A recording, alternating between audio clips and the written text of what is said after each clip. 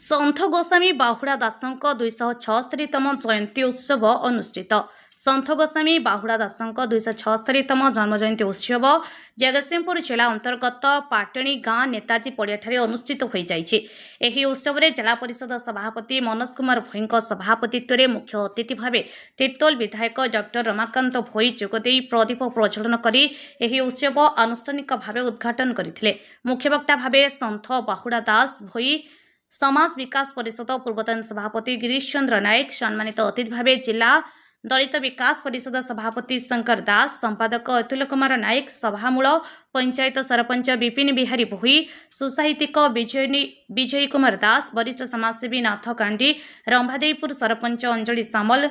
मंडासाही सरपंच पुष्पलता दास, समिति सभ्या कल्पना भोई प्रमुख जोगदे सन्थ बाहुड़ा दासଙ୍କ नीति आदर्श रे आजिर युवपीढ़ी अनुप्राणित हेबाकू आह्वान देथिले। देश रे समाजसेवी पवनानंद भोई धन्यवाद अर्पण करथिले। जगतसिंहपुरରୁ ज्योतिरंजन परिडाଙ୍କ रिपोर्ट आपणक खबर।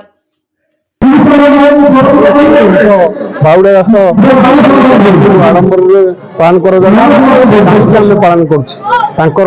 अनुप्राणित करने 276तम जन्म दिवस पालन करा उराली नेताजी पड़िया आमर मुख्य उद्देश्य है आम जाति आग सूत को आसवे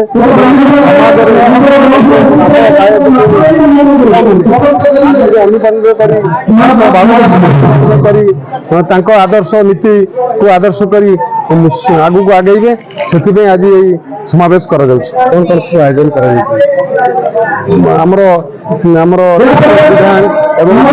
सभापति एवं कुशकोंटा संपादक लिखित एवं भोई संप्रदाय तरफ बाहुड़ा गोस्वामी 276तम जन्म जयंती पालन करा ये सारा ओडिशा रे पालन करा जाए। उराली ठारे नेताजी पड़िया कुशवन एवं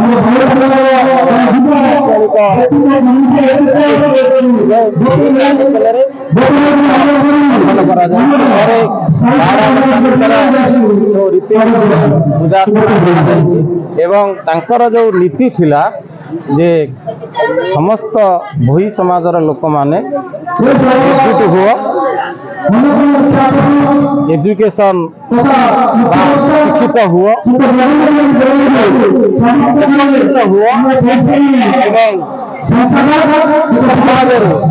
निशारू दूरे रुह यही जो वार्ता रही आम कार्यकारी करने अंचल आम बाहुड़ा गोस्वामी आज 276तम जन्म जयंती महा आडंबर पालन कर सन्थ बाहुड़ा दास 276तम जन्म जयंती ये हूँ आम जाति गर्व एवं गौरव जो सब जाति को आगू समाज खुशी लगुच जगह एत संख्यार भाई भौणी मैंने माँ मौस मैंने सब एकजुट होती एवं बाबा विषय चर्चा चली तेणु आम आशा रखू ये अनुष्ठान आगू एवं किभली भाव समाज आगे चिंता कर आवश्यक समस्त संगठित रही समाज आगे सार्थक हम।